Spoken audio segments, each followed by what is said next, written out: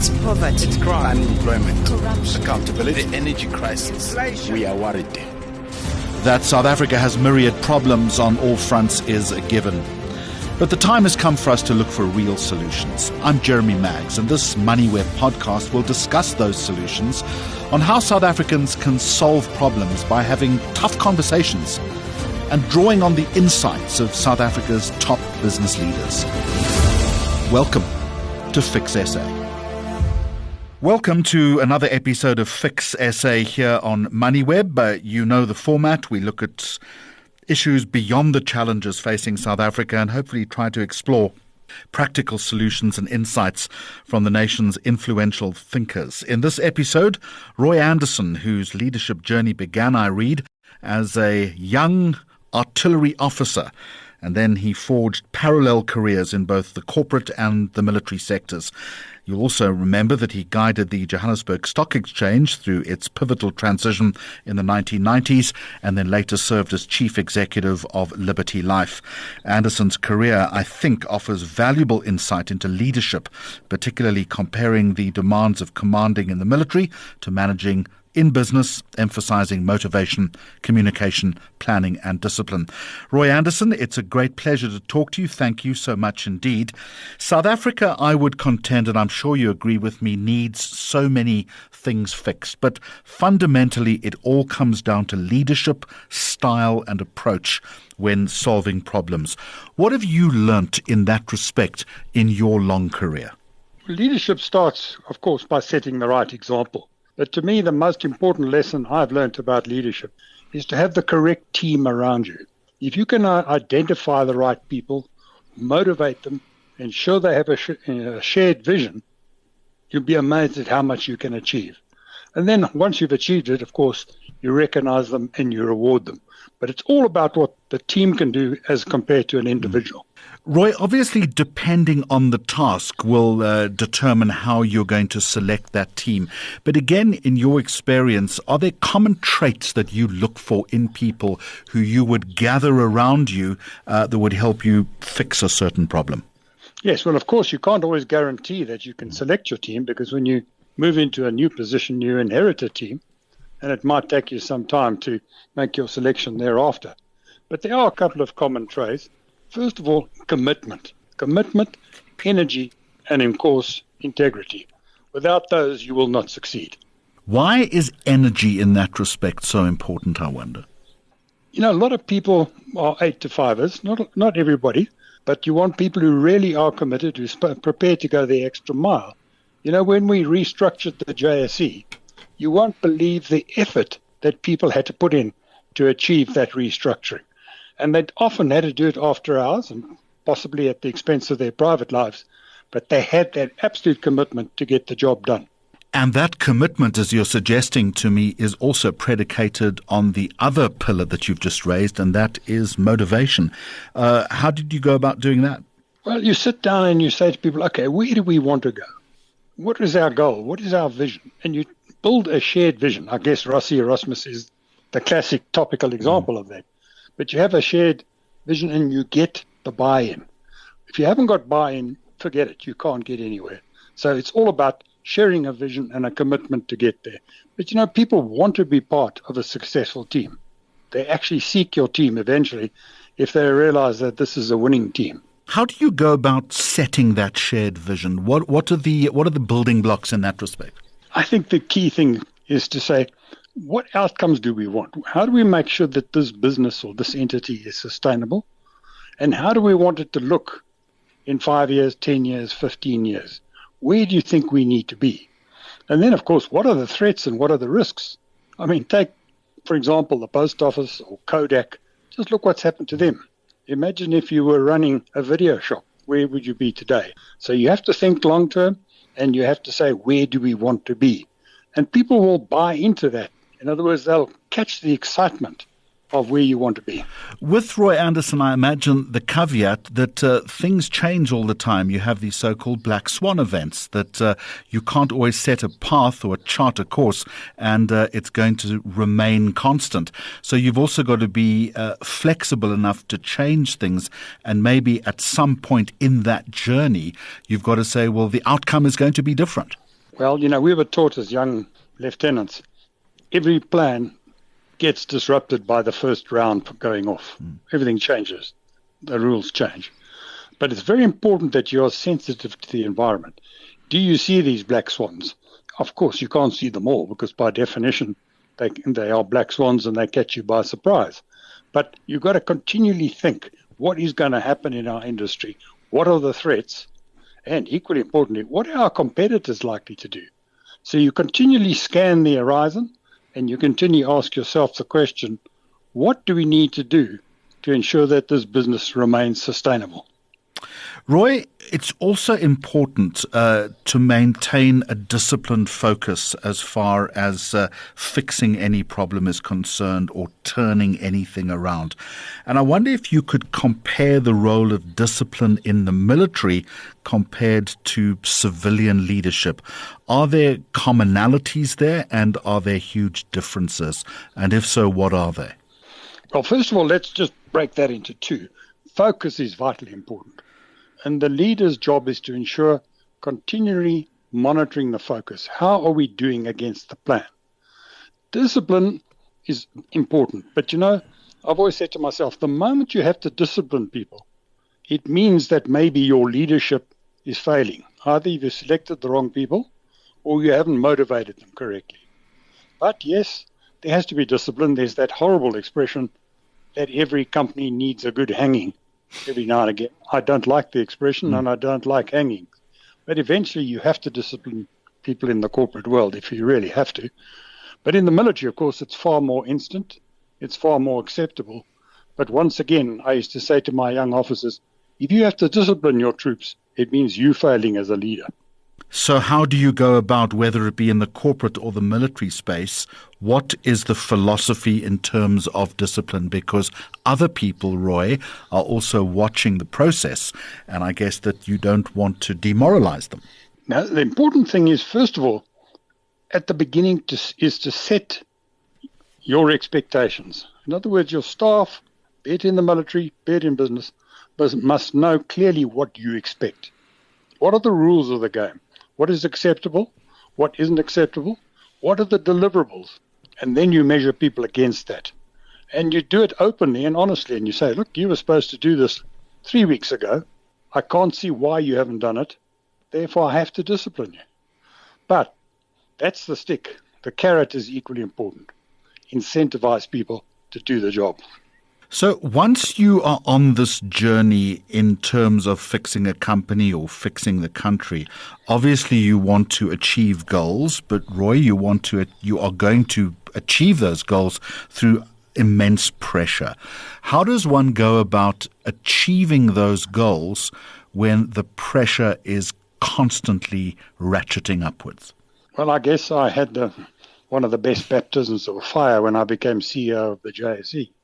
Because I had to get the acceptance of the staff, the brokers, especially the brokers on the floor, the media, and, of course, the new government of the day. And that put immense pressure on us, to transform the stock exchange under all the spotlight of what was happening in the country. And it's a challenge. You've really got to apply your mind to it. And we were taught as young officers, there's a thing called loneliness of command. You can have good people around you, you can consult, but at the end of the day, the buck stops with you, and you have to have the resolve and the strength to be able to deal with it. So we were trained as young lieutenants on the concept of loneliness of command. And how do you deal with that? Because loneliness of command, I would imagine, also can lead to deep thoughts of insecurity. Yeah, it can. I think what you draw on is your inner resolve and your experience. I'll give you one war story. When we converted the JSE to the screen trading, we started with one share, then one sector. And in the end, the broker said to me, look, we can't continually splitting ourselves between the floor and the screen. And we went for sudden death. We put all the counters onto the JSE jet system. Well, the system crashed. The market closed. I had to phone the minister. I had to phone the governor of the Reserve Bank. Now that's loneliness. That's pressure. But by 2 o'clock the next morning, fortunately, we got it up. But I had to show in front of my team that I had the inner strength not to panic. Obviously, inside there was a bit of turmoil, but I never showed it. I just showed strength. Similarly, in the army, if you get into a contact and you start taking casualties, you've got to show the strength. And never show the weakness. So to go back to the swan analogy, for instance, the swan can be paddling furiously underwater, but you've got to maintain a degree of, I guess, serenity, decorum, and a smile on your face. Yeah, well, we were also told as young officers, you've always got to do things with dignity. Not always easy to be dignified when people around you let you down a bit. So how do you overcome that? How do you maintain the moral high ground in that respect? I think it's either in you. You've either got it or you haven't. My next question then, Roy. Can you teach leadership? Yes, you can. Now, there are some people that are born leaders. You saw them at school, the head boy or the person who was the captain of the first 15 or the first 11. They clearly had leadership. But defense forces specialize in training young leaders. When you take a young man or woman these days, fortunately, and you put them on an officer's course, you teach them how to lead. And then they, of course, learn by osmosis, by looking at the leaders around them. Now, you can teach leadership, although it comes more naturally to some people than others. There's some who just don't want to be leaders. Well, that's fine. That's their choice. They'll make a contribution in a different way. And there are others who want to be leaders and are simply not up to the task. Yeah, I think it was Montgomery who said there's nothing more dangerous than a stupid officer who thinks he's clever. Roy, in all of this, there are two other traits which I think are critical. One is the importance of adaptability. Again, to your reference a little earlier about everything changes when the first shot goes off. I'd be interested to know what your approach is towards adaptability. And again, bringing it back to the theme of this podcast, we're trying to fix so many things in South Africa. And I think sometimes we do fail on the front of adaptability. And then underpinning all of that is maintaining ethical standards. Again, something that we tend to cut corners on in this country.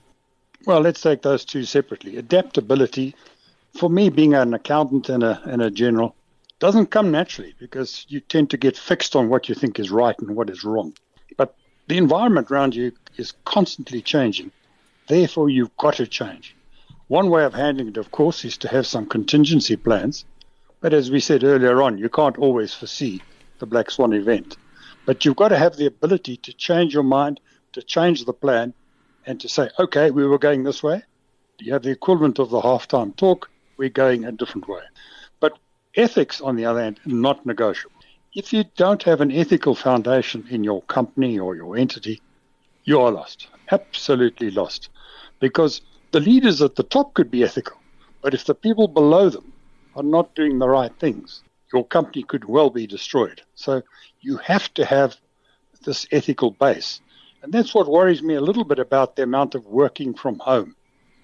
Because when people work at home, there isn't this water cooler conversation. I learned as a young article clerk from my partners that I work for, this is the way we do things. There's no other way. We do it ethically. We do it properly. With people working from home, I just wonder if those messages and those learnings are being passed on properly. Roy, how do you maintain ethical standards in an organization, or in this case, even a government? Well, first of all, it starts with you. You cannot ask your people to be ethical if they see you not being ethical. If you have that champagne party in the middle of COVID, you are not going to be able to sell ethics. The way you've got to do it is to say, this is what we stand for. You've got to stamp on non-ethical behavior very quickly and very, very strongly. But you've also got to continually preach ethics. One of the banks that I was chairman of, they had a session during COVID where every Monday morning, the first half an hour, 20 minutes, was just on ethics. This is how this bank works. Do you think we've lost direction of that in this country, this strict adherence to ethics, or do you think that moral backbone still exists, or perhaps it's hidden under a very fatty layer? I think it's dissipating fairly quickly. And I'll start off with a silly example. People think it's all right to go through a red traffic light. Now, I know that's not necessarily ethics, that's just breaking the law. But that just indicates how people don't respect the law anymore, and they don't respect what is right. My grandmother always said to me, do what is right. Now, I know that's trite and superficial, but she always says, do what is right. I'm wondering how many people are doing what is right, or they just see other people around them enriching themselves, and then they say, well, it's my turn now. So I think we do have a major ethical problem. We have two big problems in South Africa, ethics and education. Let's talk about education in just a moment, but how do you right-size the ethics ship, do you think? By having a very strong leader at the top who sets the rules, and then by proving that the rule of law works. I've been encouraged a little recently in the last month or two by the successes that the NPA is beginning to have. But you've got to actually show that the law has teeth, and you've got to show that the police force is honest and dedicated and will achieve results. But it's not a quick fix. There's no silver bullet. You just have to continually work at it. I'm so glad that you raised the issue of education, and you're not the first leader in South Africa that I've spoken to on this podcast series that has stressed the importance of education. As far as you're concerned, though, the role of mentorship in developing future leaders is part of that educational mix. Where do you think the deficiencies are, Roy, and where do you start repairing that? Well, let's just start off with education itself, and I'll move to mentorship. If I may name drop, the first time I met then Mr. Mandela, subsequently President Mandela, he came to the JSE, and after he'd spoken on the floor, we had a cup of tea together in my office, and he said to me, what do you think my main priorities should be as the incoming president? I said, without doubt, education. Now, he's not here to confirm it, but he agreed with me. And I think we fail. I think we're failing the youth of today. We're not giving them the tools, and consequently, there's a high unemployment rate. So there we have a problem. As far as mentorship is concerned, I have 5 mentees, 5 people that I meet with once a month, and often it's just a sounding board. And they talk to me about their career goals, the challenges they have preparing for a board meeting, the challenges that they have meeting the expectations of their bosses who they think are micromanaging or not giving them the support they need. Now, the mentor's not adding direct value by saying you should do A, B, C, D. You're listening to them, you're steering them, you're nudging them, and they blossom because they can see they actually solve their own problems in front of you, is my experience. And these are all presumably people that could or would be or should be future leaders in South Africa, perhaps in the business space. What's the single biggest problem collectively do you think that they face? There's so many problems. One is, I think, I hate to pick on this one, but there is cadre deployment. There are people being put into positions who don't necessarily have the skills and the background. And I think it's very unfair to them. So that it really should start off with people who have essentially the skills to do it. A classic example here, of course, is the municipalities. The municipalities are really battling because they're not staffed with councillors and management who have the right skills. First thing then, therefore, is to select the people with the right skills and then bring in training. I've always believed that you could bring in recently retired people and let them come in half a day a week just to provide advice and guidance, not in an arrogant way, but in a very supportive way. Roy Anderson, part of effective leadership, and I guess part of fixing any problem, is also good time management. I'd be very interested to know how you manage the demands of what effectively was a dual career in the military and at the very highest levels of corporate South Africa. What was your approach, or maybe you even had a secret? I don't know. Well, to be quite honest, I handled the strains of being an army officer rising to the rank of general and becoming a senior executive far easier than I managed my personal life, because there was often a similarity in the things I was doing, how I would go about planning, how I could go about analyzing problems, etc. Those two worked well, other than, of course, when I got called up and disappeared for 3 months, as we used to in the bad old days. That was a lot easier. I'm afraid the bit that suffered was my family life. If I look back and say, did I devote enough time to my wife and to my children? The honest answer is probably no, although I've got a very functional and lovely family. In retrospect, maybe it was more important to spend time with your children than to prepare for the next board meeting. Yeah, I think that's good advice, and so many leaders I've spoken to have said exactly the same thing, perhaps not in those words, but have certainly intimated it. Roy Anderson, I want to conclude this conversation by asking you this question. You have sat at the very top table in two very important sectors. You no doubt watch the progress of South Africa very, very closely. The name of this podcast is Fix SA. How confident are you about the short-term future of this country? And do you think the things that are wrong can be fixed to the benefit of all?